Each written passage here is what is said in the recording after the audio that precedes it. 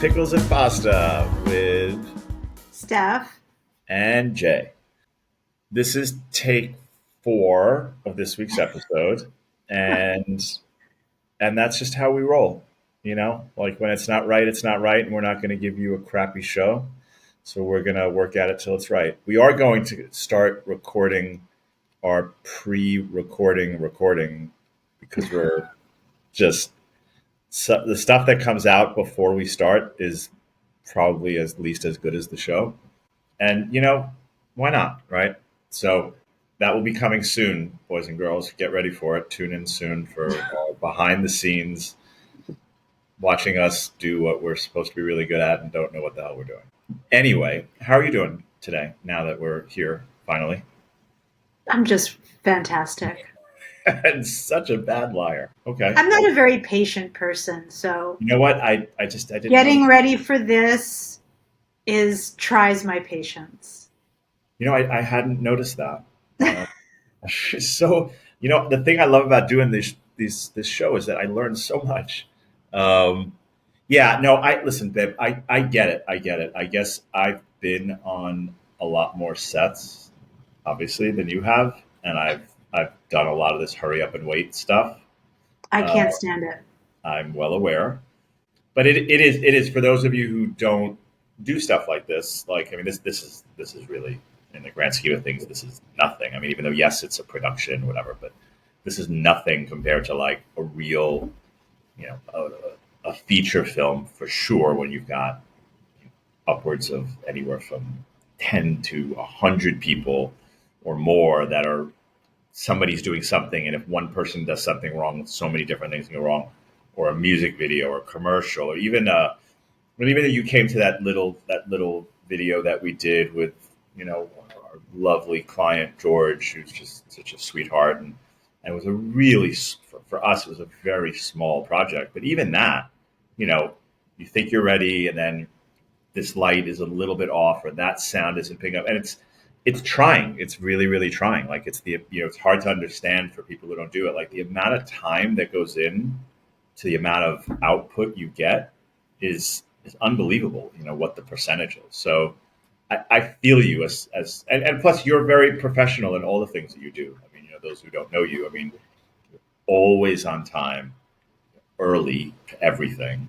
Like, you're really, you come, like you said, you come prepared, and you're like, okay, I'm ready.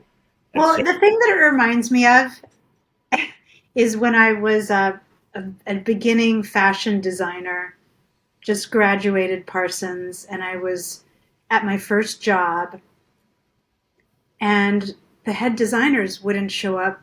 We had to be there at 8 in the morning. The head designers wouldn't walk in until closer to 10. And I would have all my work done that they wanted me to do. And then they'd come in late, and then they'd change everything. And I can't tell you how much that pissed me off.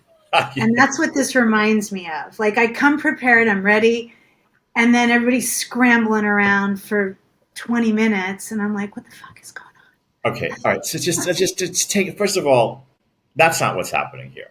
Okay, like, we're not changing everything around. There's on? just No, no, no. You're not there's just changing the this topic. isn't like, hey Steph, show me your homework assignment. This is garbage. Do it again and come back tomorrow. I'm going to go have lunch.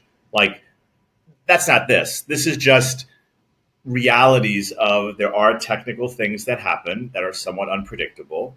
There are things that we definitely can do better, and we do work on that. We look at, like, okay, what happened. Did we take too long to whatever those things are? We do look at that, as me being a producer, and our existing producer, who will remain nameless. We well, he's the no name producer. He's mystery producer. I'll come up with a better title for him. But regardless, there's just things, and we want it to be good. Like, we want it to be good, and because I want it to be good anyway, regardless. If this had nothing to do with you, it's nothing I do that has nothing to do with you. But if it was just a pod, there wouldn't be the J Show, period. But even if you weren't here, I'd still want it to be as good. But I also know, we just talked about this earlier, about, you have a certain aesthetic, you have a certain style, you have a certain things that you like. So yeah, we're double checking and triple checking things, because if it's not right, and then we're done and we spent all this time recording it and then it's not right, it's not worth it. So it's worth it to spend extra time. So I know it's a pain in the ass, and I know that, and we're Yeah, working. and also one other thing that you're overlooking What's is that? that we have different styles of working. I'm very quick, almost too quick. You're very measured, which I appreciate, but Not the word I would use. my brain moves so quickly and I'm very impatient. Yeah. So yes, you're impatient. Measured is not a word I would use to describe me, but thank you. But I'm thorough, and Yes, you're very I'm thorough. thorough, and Almost too thorough for my impatience.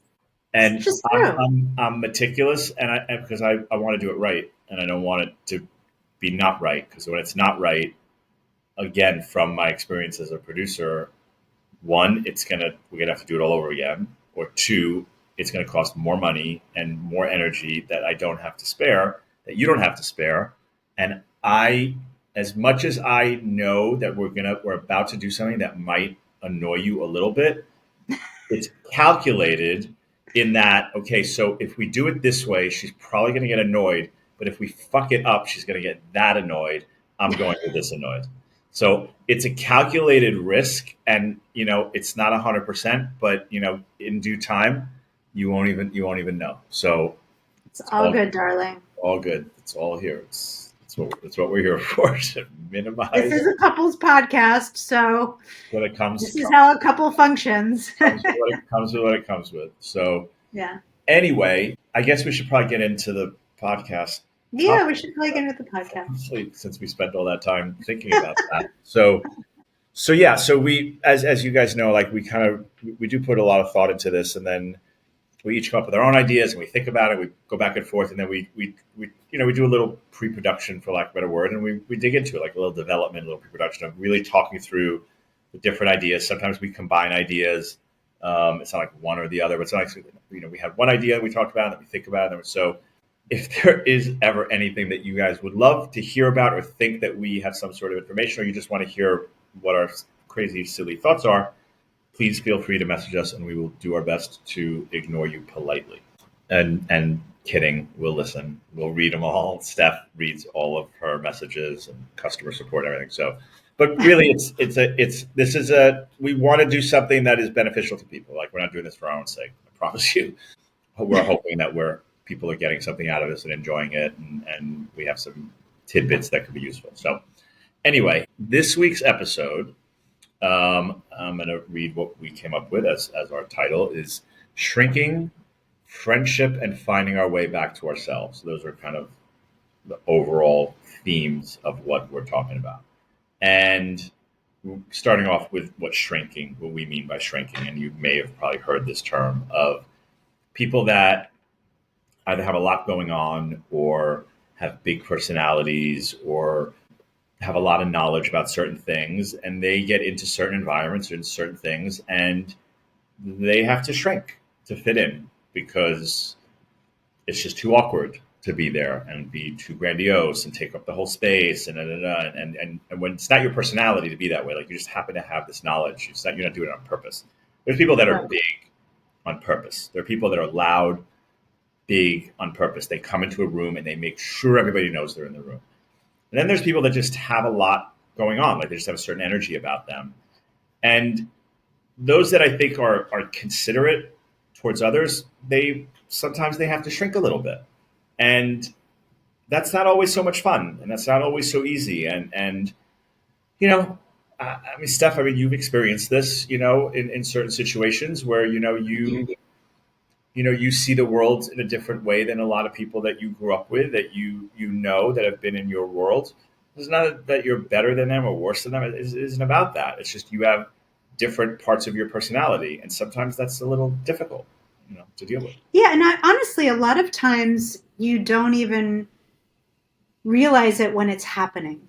It happens very quietly. And a really good way for me to describe what we're talking about is many years ago when I was living in New York City at, young, my early 20s, and I went to Parsons. And then we moved to Hoboken, and then we moved, to out to more suburbs in northern New Jersey. So still a very, in Manhattan all the time, doing work in Manhattan. And then at some point, we decided, my husband, I was married to at the time, to move back to Pennsylvania, to the town where my family lives. And my husband at the time went to work for my family business. And so now I'm a young adult living in Pennsylvania after having been in New York City and, North Jersey for over 10 years. It's a very different lifestyle. And, coming back to why I'm missing from New York and from doing the things I was doing, I was in fashion. I had a lot of experiences in fashion settings, fashion shows. Um, I was around big, designers and models, and, I was kind of around all that energy. And, even when I started working, I was working for Andrew Mark at the time. And, I was around a lot of designers and stuff. And so you come back to this small town in Pennsylvania, and, I'm really there with other women who weren't working, they were moms. And so now I'm living this very, very different kind of life. And I, I didn't realize that I had to do it. I think I naturally tried to fit in. And I don't think that I wasn't thinking about fitting in. I was just reacting to who was around me, and I wanted to have friends. And so when no one knows what you're talking about, you're probably not going to talk about certain things. Or you're probably, I just remember, not talking about certain things and trying to, and it's been so long, so I can't really go back there and remember specifically. But what happened was, years later, when I'm looking back at my life and looking back at what that was like to move to Pennsylvania from living in a more metropolitan cultural center, cultural center of the world, to a very lovely but very quiet little suburb for the next 25 years. But then when you're looking back at that, you start to see where I put on a mask, or where I reduced the way I showed up so that people would feel comfortable around me.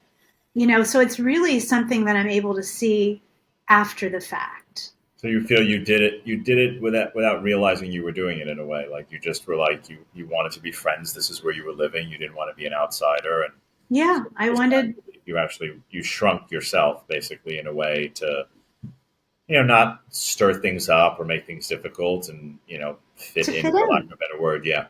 Yeah, Yeah, I mean, I think that happens to a lot of people in a lot of different scenarios. Like it happens in business setting, totally. it happens in school, it happens in work.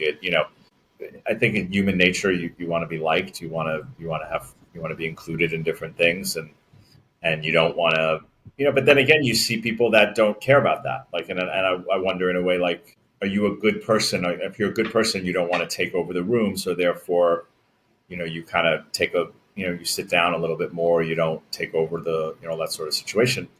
I don't know. I mean, you are a good person and you don't try to make people feel uncomfortable on purpose. But if you're talking about things and you clearly see they just don't understand or they don't connect with it, you're talking about high fashion, if you're talking about art, you're talking about songs, and they just don't, if you're in a place and they just want like a bar rock and roll kind of bar band, and you're talking about some eclectic music, from Brazil or from wherever, but they're not going to connect with it. So you're not going to bring it up and say, you got to hear this new music that I heard, because, it's just weird. But I think that's one thing. Shrinking, I think, is maybe even a little bit more of an extreme of like, you're in a room where you should be okay, but you're kind of bringing yourself down so that you can ultimately stay in that room and grow. Like if you too overpowering, you might get kicked out of the room because you're too big for the room. Yeah, I mean, that's certainly a situation. I think I wanted to expand a little bit more because, the first example I gave was prior to social media. I mean, honestly, when I moved back to Pennsylvania, I wouldn't be talking on a laptop. I wouldn't have a cell phone. So, like, this is pre all of Sure. that.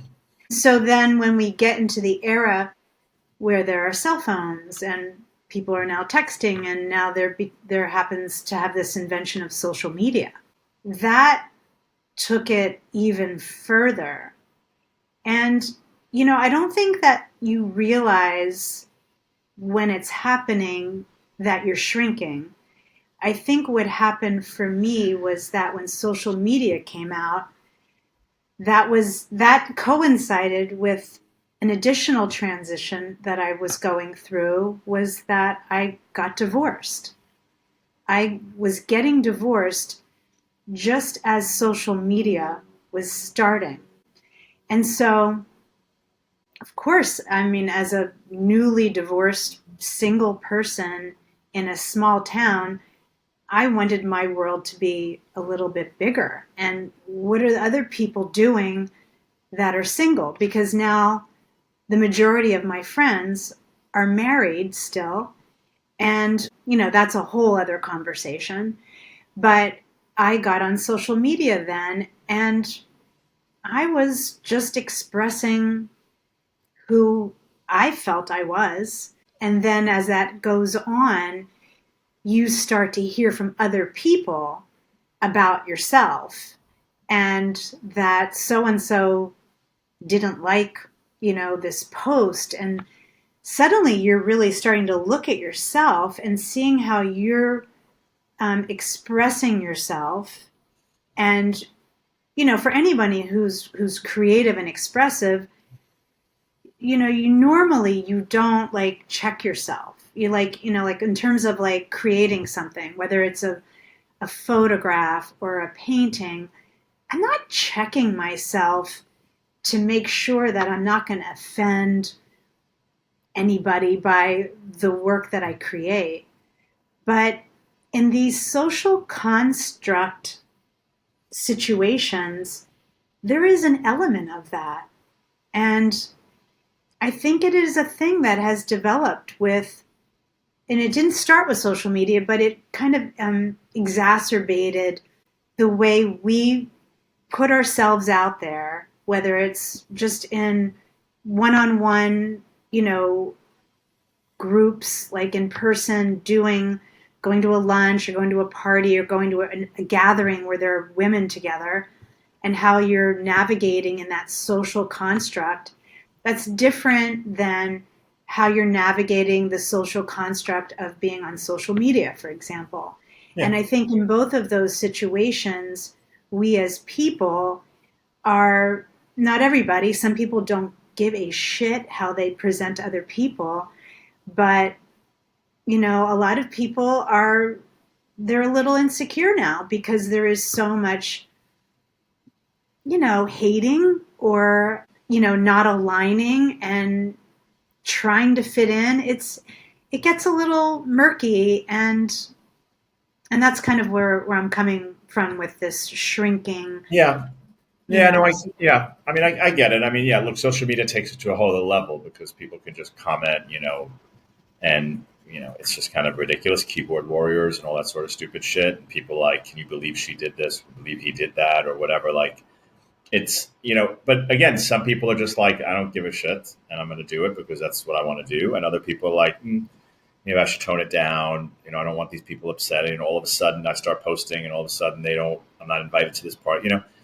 I get it. I mean, yeah, I mean, look, it's different for everybody, but I get that, and I have seen people that I meet or that I know. I mean, obviously yourself, obviously, but outside of just us, there are people that I know that I've seen them in situations where they're like shrinking, because they're like they know when they walk in, they have enough self awareness to know they're walking into a room or they're in a conversation or in a meeting, like, okay, I can't be my true self here because that's just not going to work, and so they kind of shrink to kind of fit into the space, and it's Yeah, it's unhealthy. I think it's It I is, think I think it's very unhealthy. yeah, I I agree. think you're better off going to another room than you are shrinking to fit into the room that you're in. I Uh, totally agree. so yeah, so we should make a T-shirt out of that. So and really are you're kind of you're doing yourself a disservice. You may think that you're helping yourself because now you're comfortable in the space, but you're stifling your own growth. You're stifling your own self. And it's okay. It's okay that the people that are in your world are just not. They could be fine in certain situations, but if there's something you're trying to do, or something you want to do, or something you want to say, and you're in a room and they're not there, and you're shrinking to fit in, I say you go to the next room. You know, my Yeah, I opinion. mean, it's very interesting because I think there could be and I'm sure there's going to be so many psychological studies on all the things that have affected humans in the past 25 years. There's definitely been like some incredible technologies that have come into existence that I think we as humans are navigating what it's doing to us as a society. And I love looking at stuff like this. Like, I find it very fascinating.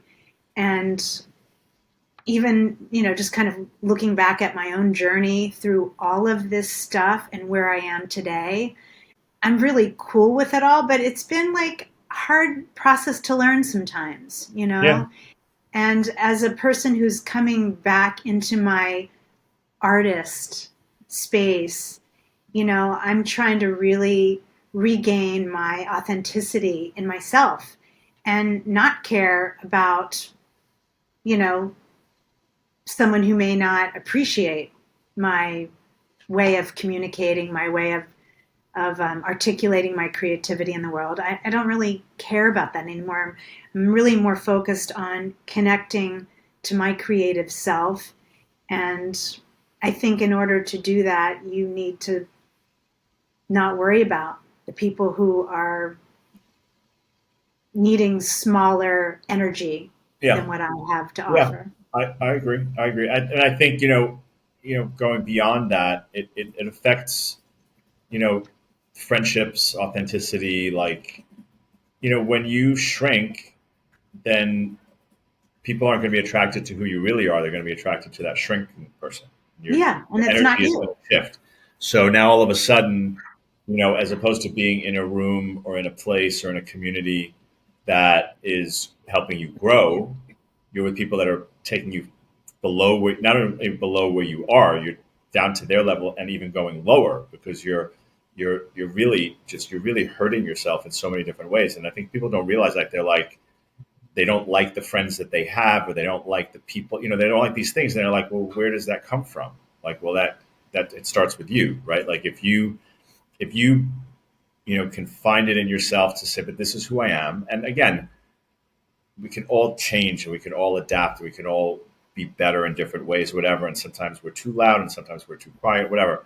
But when we shrink, and this is specifically about this shrinking concept, whatever that is, if you're dating, you're going to date people that are not really the ideal people for you. And if it's looking for just a friendship, you're going to not connect with people that are going to be there for you, or that are going to relate to you, or really going to understand you. And it's the same thing in business. If you're looking for a job, or if you're learning to grow your business, like you're going to attract, if you're shrinking in your company, if your company could be this big thing and you make it this tiny little thing, well, you're going to attract these tiny little clients, or these tiny little partnerships, tiny little customers. Like, so you don't ever even know if you could have achieved anything because you've already put yourself down layers and layers and layers. And I know this is maybe easy to say, but I think it's within us to kind of really just open our eyes and open our minds and open our hearts and be like, no, I know that that's what I'm supposed to be. Maybe you don't get there. Like maybe you don't hit that highest successful. That's okay. But at least you're being you. You're being your true self. And even if you don't become this super duper successful thing, or marry the perfect person, or have whatever, you'll at least be in a good place, and you will be around people that are aligned with you and that will be there for you. And that will, again, that could be customer, that could be friendship, that could be husband, wife, sibling, partner, like whatever. It could be anything that is in the right direction. I think that's so important. Yeah, definitely.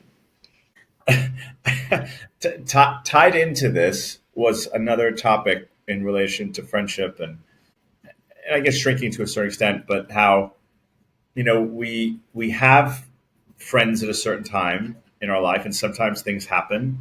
We may lose those friendships, and maybe we don't know why, or maybe we do know why, but sometimes something happens, and then maybe sometimes they come back into your life later, and you don't know what it means or why it means, and then you have new friends. Like, I think it's all somehow connected to this in some capacity. Like, I wonder if when we have a friendship that we think is so good and so strong, and then you drift apart, like, are they shrinking or not? I wonder if there's a connection to that. Yeah, that's interesting. I mean, here's what I think is going on with friendships in general. You have friendships for certain parts of your life, they fit. Whether you're going to the At that same time in your school, life. At yeah, that at that time in your life, where you're going to the same school, or you had a baby at the same time as someone else, and that person becomes your friend because you're kind of going through the same stuff.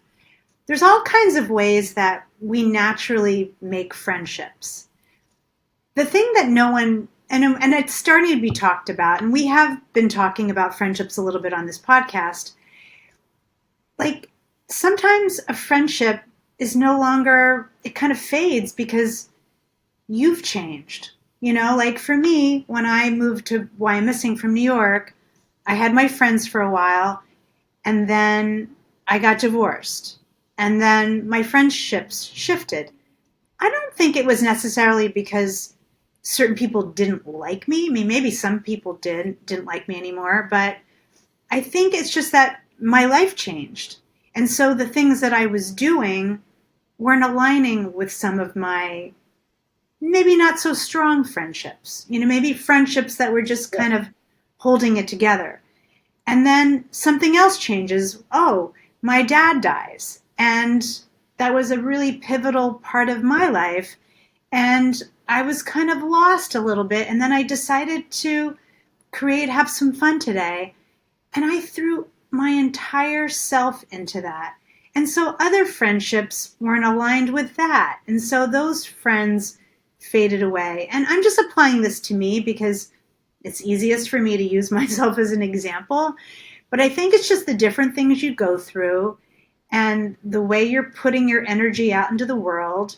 And sometimes it works for some of the people you're friends with, and sometimes it just doesn't. And sometimes you're wondering what the heck happened to, Susie Q or Kelly or Jenny or whoever their names are. I'm just making up names, but like, No, you're not. You know a Susie Q. You know all these people. and sometimes it really freaking hurts. And it's like, what did I do to you? And other times it's just you did that to someone and they're wondering, what did I do to her? Like, I'm sure that there are people wondering why I don't hang out with them anymore. And just as much as I'm wondering why certain people don't hang out with me anymore. I'm sure that that is happening all around the world.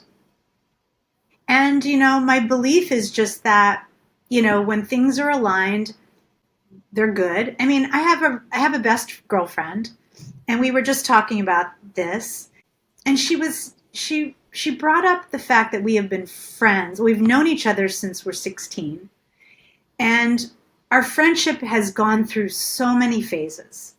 But she's still my best friend. And now we're in a space where, like, all right, when you look back at all the friends you have, how many friends have you had since you were 16?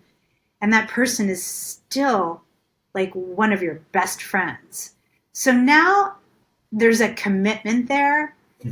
There's a commitment to like keeping this friendship because now this has gone through so much. So it's in a different place. And I think that's also an interesting aspect of friendship. Like sometimes there's just a friend that you are committed to just because they have been through so much with you and you both acknowledge that we could have let this go, but there's something about the connection that I know I value because we have been through so much. Yeah, and I think that's you're very blessed to have that, and I think that's a great thing. But I think, like you said before, like sometimes your life changes in some capacity, and I think over the past, I don't know how many years it is now, but like as people get new jobs or they get new relationships and they move and they like, they someone else comes in their life, so now they like these other things. It just starts to change. So the you don't have as many similarities. You don't like to do as many. This you change and you do different things. And then look, sometimes you have situations where that friend somehow comes back into your life. 5 years later, 10 years later, depending how old you are, 20 years later, like, and then sometimes you can kind of pick up where you left off. Sometimes you're like you still feel something for that person, but it's not the same. Something maybe they get sick, maybe they are doing really really well, maybe they're not. You still have something there. We talked just briefly earlier. I mean, a friend of mine that passed away recently. We just his name just came up the other day. Like, you know, we had a weird kind of friendship, whatever. But yeah, I mean, pretty regularly, I think about like, oh, I want to call him. Like, oh shit, he's dead. Like, and so these things just happen. I think over time, and I think it's important to kind of be conscious of them and not beat ourselves up if a friendship that we had is no longer there. Maybe think about it, process it, and then that's it. And then put it in a box.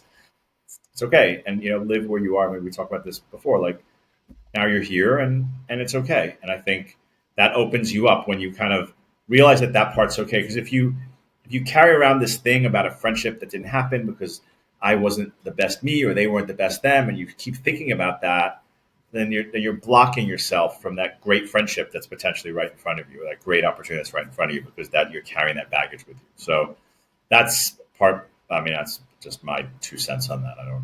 Yeah, I mean, and also I would say that what is a friendship? Like what do you want to get out of a friendship? That changes at different points of your life. Sometimes you need a friendship because you are lonely and you want to go out and do things and you do things with your friends. So that's cool.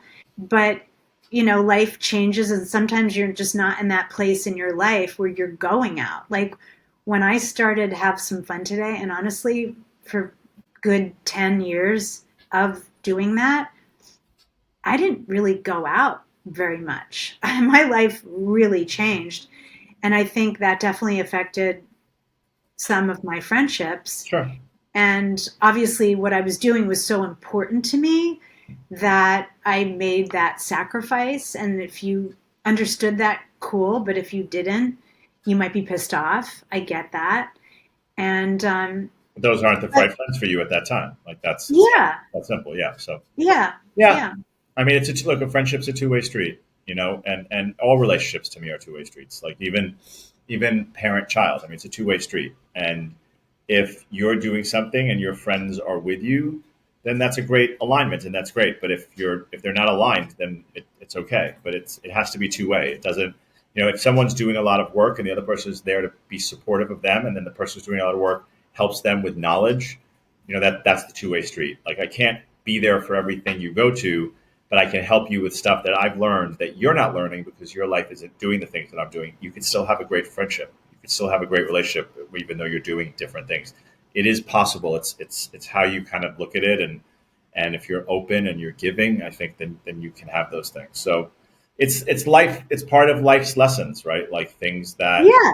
are This not is, good yeah, for you, and just like I mean, yeah, just like all kinds of things. Sometimes things just don't fit. Sometimes put a pair of clothing and it just doesn't look the same. So, it's all part of the process. It's all part of the process. So, I think with all of this, and kind of cutting through the crap and all that, it comes down to like finding our own alignment, like with ourselves. yeah, And I think that when we have that, all these other things kind of find their own little balance. Like it could be something that you were super close with, or something you really love doing all the time, and now you don't love doing it all the time. You still like doing it, or it's a different way to kind of, I don't know. I think find our get to our center and get to what really is what makes us the best we can be and makes us happiest and healthiest and the most beneficial to the people in our universe.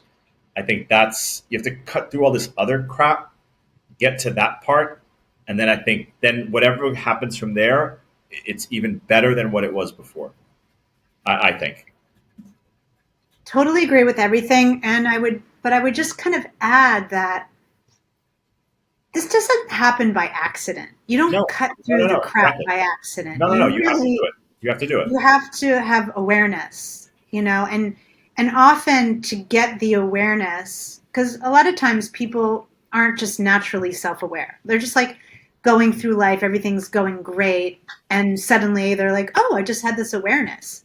No, usually something not so great happens that you take a step back and you're like, wait a minute, let me look at this. And it's a process, I think, of really taking a look at yourself and your own behavior and your relationships. And I mean, for me, I don't know, maybe I'm just different in terms of like that I do this. I really look back at my life. I analyze, I feel like I kind of analyze the history and where things took this turn and that turn. And I think that's how I've gotten awareness because I wanted to. And I think once you have that awareness, you can kind of go back to, okay, where did this all kind of go sideways? Oh, it was when I moved back there and I was trying to fit in with these ladies, and then I got divorced, and then I was going out and dating people, and that was probably uncomfortable for them. And I analyze all this stuff, and then I'm here in this place now, and I'm like, who gives a shit? Like, I like who I am. I am actually like a interesting, cool person. Let me get back in touch with me. And that's kind of where I've been, like slowly getting back to. I think, the changes that I'm making with my Have Some Fun Today business and aligning more with really what I want to do now as an artist, it's kind of all coming together for me to understand authentically who I am and what I want to bring to the world, really, right now. Yeah, I mean, look, there's no question. I mean, you have to do the work. I mean, we've talked about this for many years, and sometimes we have to go through certain things, and sometimes we have to hear things multiple times in different places from different people and different sorts of. But it doesn't happen by accident. Like everything, all the different things that happen. There's a line. There's this and this and that and that and that thing that you didn't notice happened, but this happened, and then that's it. And you have to be able to be willing to put the work in. I mean, look, I saw, a good friend of mine yesterday who I haven't seen in a while. And we talk and text very regularly, but it's not always that easy to physically get together. And we saw each other yesterday. And I was like, damn it, you look fucking amazing. And he had an illness, and he decided to take it seriously, and he is, and he looks fantastic. It doesn't happen by accident. Like he made came to a realization that he wants to be better, he wants to be healthier, he wants to live a longer life for his wife, for his daughter, for his family, for his friends. Like, and he made that conscious decision to do it. So I mean, it's a physical thing, but of course it affects his friendships. Of course it affects his work behavior. Of course it affects other things. But he made a conscious decision, and you are continuing to make conscious decisions about what is good for you, and you're even realigning with people that maybe a few years ago you were like, I'm not aligned with that person. I don't, but you're not looking at them negatively anymore because Yeah. you're finding a calmness, you're finding a center. It's like, okay, well, that person's maybe not my best friend. Maybe I'm not meant to see them every week like I maybe did, but I do like seeing them, when this happens. I do want to go hang out with them and have lunch every once in a while. I do want to hear their voice and talk about blah, blah, whatever, about this other thing. So it comes from that core, and then we're able to kind of navigate these other things because we're being our true self, we're being authentic, and then I think that's where the positive things can come. Yeah. I mean, honestly, I think if you can get yourself to a place through therapy or self work or whatever it is that you do to get back to who you are and who you see yourself to be on the inside, the relationships then that you make from that place are so beautiful. Like, Yeah. honestly, I never said this out loud before, but I might cry actually. Yes, you Um, when I met you, I was in a very self aware place. I mean, I'm light years beyond where I was then. But for me, then meeting you then was at that kind of a level. And I think that's why we connected so immediately. Well, that's beautiful, and it happened when it was supposed to happen. I Yeah. told you, the most random of random things, but it wasn't random at all. Like it was. I was meant to. I was looking for you, and I was meant to get back into your life at that exact moment. It was not the first time, and that was it First was. here's on the podcast. You know what? I'm gonna have to roll tape. Go back to the. I'm not sure about that, but it's the most beautiful. It's the most beautiful tears on the podcast. So we'll take that. So thank you for that, and thank you for sharing that. And yeah, it makes sense. It totally makes sense. And I know that. And we talked about that after the fact. That you were like opening yourself, thinking about things, and you allowed the universe to break down some of the barriers that were there in front, and that's how the connection happened. So that's absolutely beautiful. So Yep. There. yeah, Little there, advice for you single people out there. Get back to who you are. there you go. So all right. Well, I think that was good. I think it's good to end on a cry. I think from there, it's probably the most appropriate time to go into, one of our favorite parts of the podcast, which is rapid fire time. All right, you got to come on. Let's pull it together. I'm good. I just We're here. We're ready. We're ready to wrap this one up. So let's go. I have I'm a all few right. really cute little rapid fires today. I hope you like them.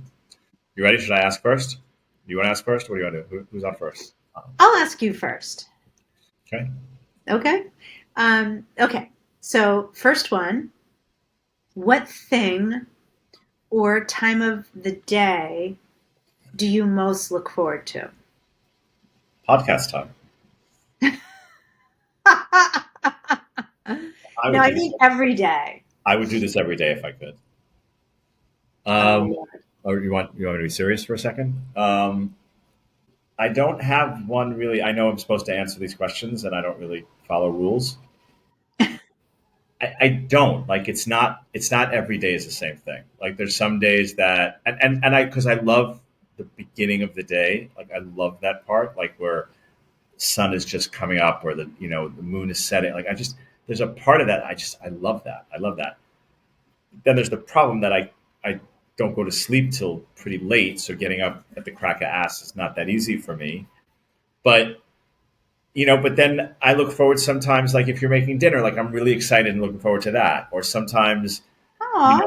there's something else that's happening. I'm really looking forward to that. Or, you know, Sunday when I go get my bagel, like I'm really excited to go get my bagel. Like, so or it's like, oh, when you're about to take your bath, like, and I'm getting the bed ready. Like it's different. Like there's no, it's not Okay.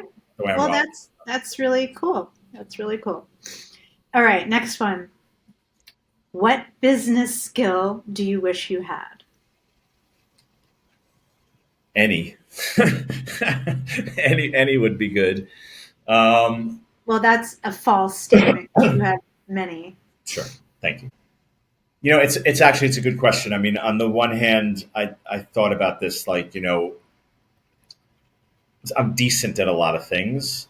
I mean, if I could code, like really do like any sort of coding in any level and I could just build shit like phew, I mean, that would be amazing because there's so many things that I'm like, I wish this and we can't. And we just had this earlier day, like, oh, this one thing doesn't work. And if we could, but I don't have the bandwidth for that. And I purposely have shied away from going down these roads because I'm such a perfectionist in so many things and so OCD.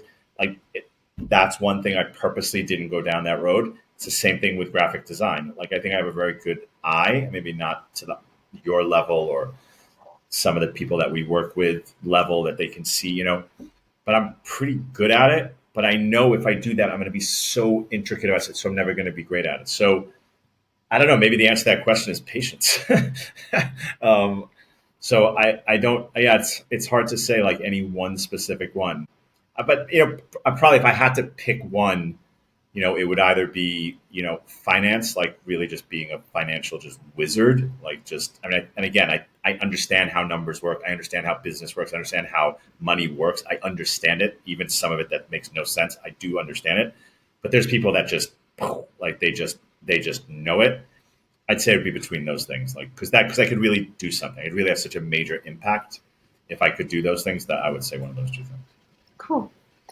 Okay, last one. What movie character you could see yourself being friends with? Wow, I mean, I came up with that question, and that's such a good one. I don't know. I don't know. This one takes some thought. I mean, this I is mean, not a rapid fire. Batman's obvious. I mean, Okay. Batman and Schweidman walking to having coffee together. That's heaven. This question's going to stump me. Honestly, I haven't. As I'm asking you, I'm thinking, I would need to think about But this. because there's so many, right? Like that's why I thought it would be fun. Like because there's so many. Like This is more like answer at the next podcast. Yeah, I'm not letting you off that easy. No, but I get it. Like it's a little tricky because there's so many really great movie characters, right? Like that we would be like, oh, I could be friends with them. Like, or that I'm not saying the person. This is the important part of this question. It's not the person.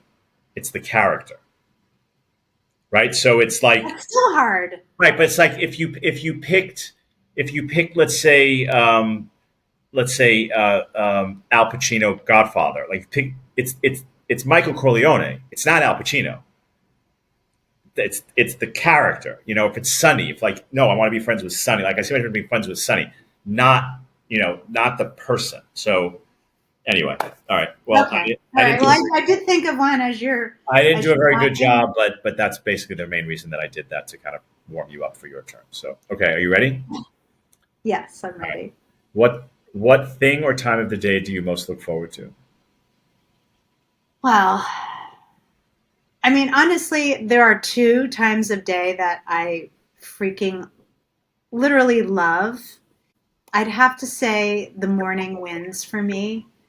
Like when I actually like open my eyes from sleep, I'm excited knowing I'm going to go turn on that coffee machine and that nobody's up and it feels like I'm the only person that exists in the world and I just get to have my delicious coffee and just have this like luxurious moment to myself without anything happening yet. Right. It's like anything could happen in this day. Yeah, I think that's So right. I love that. Yeah. Okay. Um, And the other part is bath time. well, my bath is ritual. Yeah. Okay. What business skill do you wish you had? God, there are a lot. A lot. But I'm going to go with being a good salesperson. Oh, that's a good one. I think it would be amazing to be the kind of person We can just sell.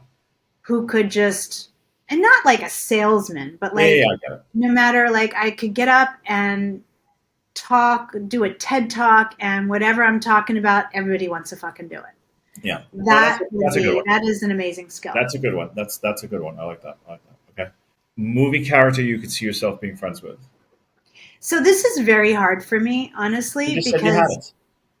well, I do, but I'm sure there's like more, but I'm just going with the first one that comes to my mind. Aaron Brockovich. Okay. And the reason for that, first of all, I like Julia Roberts. I think she's very cool. She's around my age.